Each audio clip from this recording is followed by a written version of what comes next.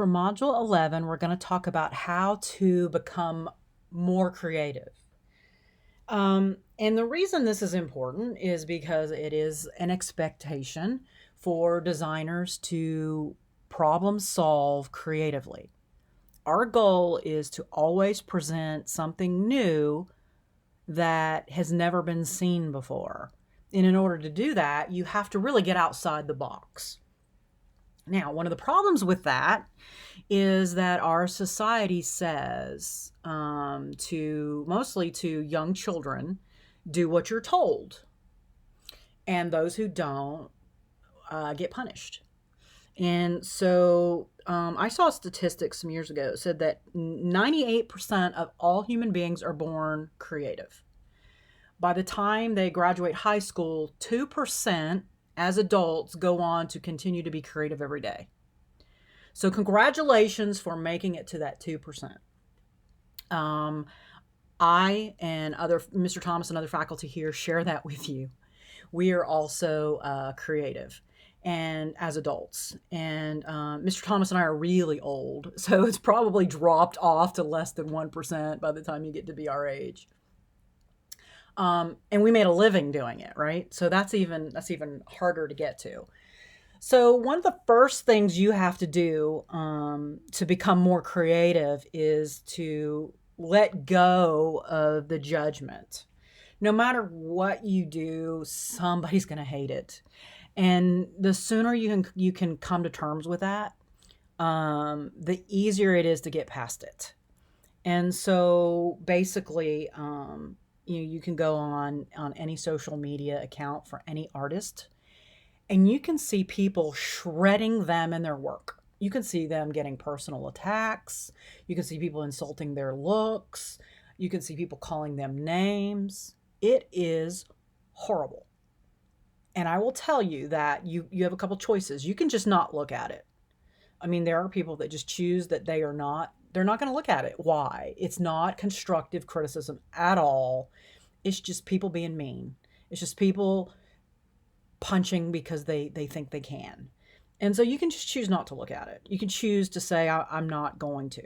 There are other people who just lean into it. They say, you know what? I'm going to read this and read this and read this until it doesn't bother me anymore, because it's like, First of all, these people are not, for the most part, most of these people are not anybody who have studied or work in the design field. And so when you're getting criticism from people who don't understand what you do, it's up to you to decide whether or not you want to take it and let it be valid. Sometimes I get feedback. Early on in my career, I took feedback that was really negative.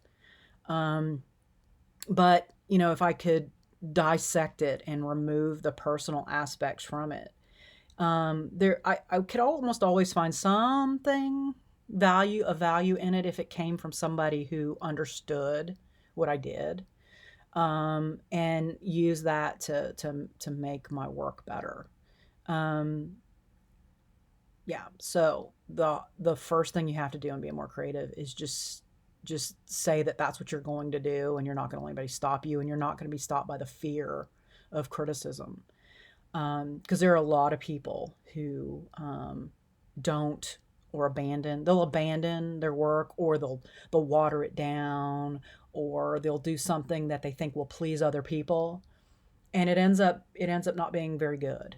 In order to be a top designer, you have to get past this fear. You have to be really creative. You have to get really outside the box. And so, there are a lot of techniques out there if you search for them.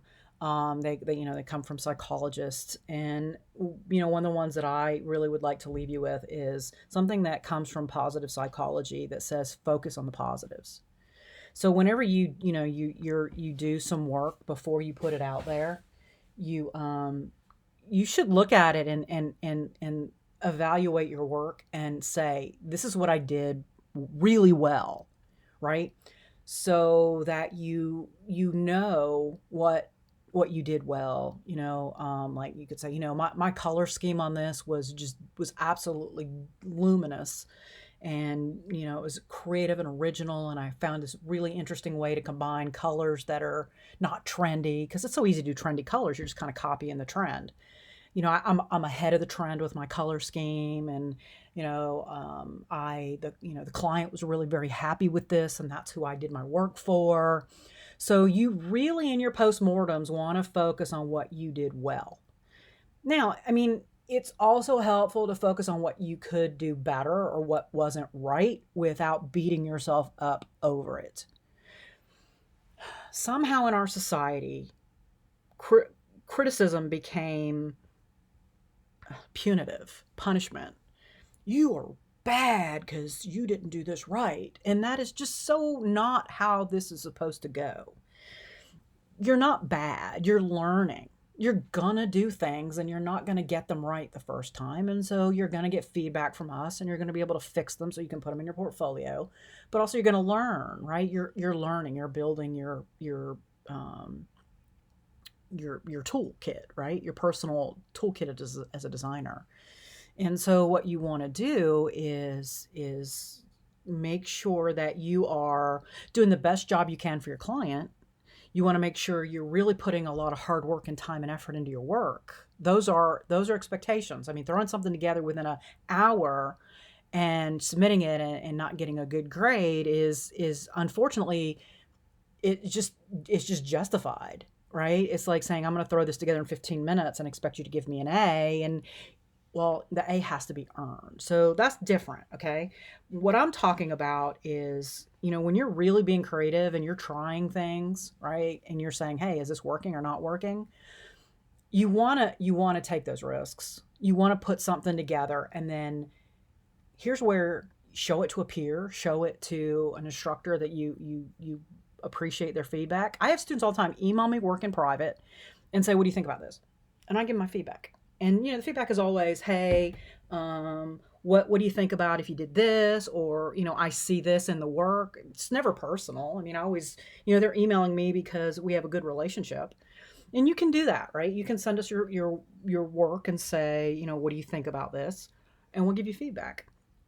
But in order to become more creative, you got to get past the fear, and that is hard to do. Okay, so let's say that you are now in a place where you are ready to be more creative. How do I do that? Well, good thing you asked. Here is a PowerPoint on how to be more creative. And I put this together based on science, as always. It's all based on what the science says works, and also based on my own experience. I'm old. I'm getting older, and I've experienced this. This one of the values is I'm learning. When I was younger, I never understood the value of old people.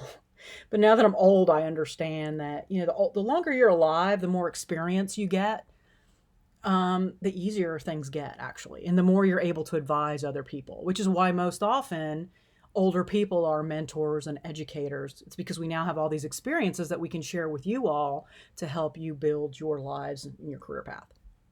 Okay, so once you get done with that, you're going to come here to Module 11. I used to do this years ago in my live classes where students would come in and I'd pair them up and I'd send them off. And this was a lot of fun.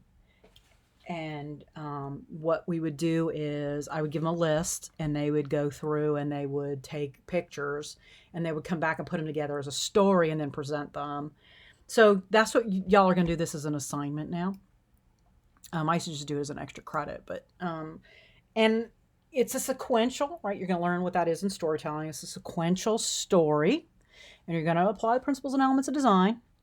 And so this is what I did an example. I did this, but with different objects. Okay, I just came up with a series of random objects. I just pulled up a bunch of random objects and went out and took photos. And so that's what I did.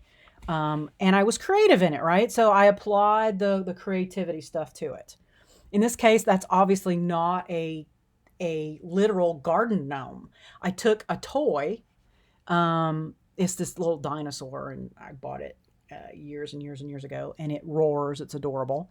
And I gave him a fork, and I put him in the a little plant that's in my garden, like he's in there tending the garden or eating the salad or something, right? So you see, there's the creativity. I didn't use a literal actual garden gnome because I don't have any, but I do have this in my yard. Okay. Neighbors. And in my case, I have geese for neighbors too. They come and visit. I picked a flying object. This photo was so lucky. I was out taking pictures of lavender, and it just happened that I was able to get a photo of a bee flying. Let's see, a car. This was a photo I took, and this is some urban art in the background of toy cars. Just trying to, once again, be creative in how I set this up. This is this is little Matchbox cars. A reptile. This is another dinosaur toy that I have, and it's really one of the really cool things you can do with small objects is if you put them in the foreground of your composition and you put the camera close to them, they look bigger than everything in the background, and it creates these really cool shots. A tree. This is a tree out actually in at the college that has these beautiful cherry blossoms, and they fell on the ground. And then wind chimes. That was hanging in a shop. Some wind chimes. Okay. Then they were arranged in this order.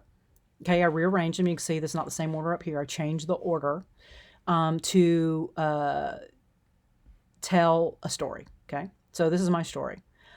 On a nice spring day at GPTC, the cherry blossoms were in full bloom. Pink was everywhere. The resident garden gnome, Edgar, was peacefully tending the landscape when the noisy, nosy neighbors, the Trudeaus, flew in to tell him about the high-speed car chase in Little Five Points. There were even helicopters in pursuit of the thief. After hours of chasing the suspect through downtown Atlanta, it turned out just to be Edgar's father, who had accidentally left the wind chime store with all the glass wind chimes attached to his tail. He apologized, paid for the chimes, and then donated them to the local children's hospital. Okay, just a cute little story, sequential storytelling, and just like a comic book. Okay, and you guys have done this already, but this is just another one. We're doing it with photographs. So the garden gnome is a toy dinosaur, and to make the storyline work, the gnome became a dinosaur, but still performed like a garden gnome would. And then this is where the creativity gives you the artistic license. You may hear us talk about artistic license, and this is what we're talking about. It gives you the license as an artist to make interesting adaptations to an original story in order to make it so that it's something no one has ever told before. This could then be used as a basis to create an animation, right? I could turn this into a 3D animated short at this point. And then to take it to the next level, they could be abstracted a bit more and style would be uniformly applied, right? So there's a lot of room for the story to grow into a bigger script and end up creating a short or even a feature for kids. I actually am a published children's author, and that happened when I was in the 5th grade. And this is all very odd because I don't have children, and I never wanted to have children. I just see children as people, but I guess my artistic style has always appealed to children because I'm a silly person. I'm weird. And I embrace it. I fully embrace my weirdness, which goes back to what I was trying to tell you guys in the beginning is, I focus on the positives of being weird. Being weird makes me more interesting, which I think makes me a better educator, which makes me good at my job. But I also think it makes me it makes me see the world in a way that I enjoy my life. And so, do people call me weird and say things to me that are mean? Absolutely. And it never stops. Do I take what they say and care? No. I don't because I embrace my weirdness. I like that I'm weird. I like that I'm silly. And so, find other people who are weird. Find other people who are silly. I married somebody who was just as weird as I was.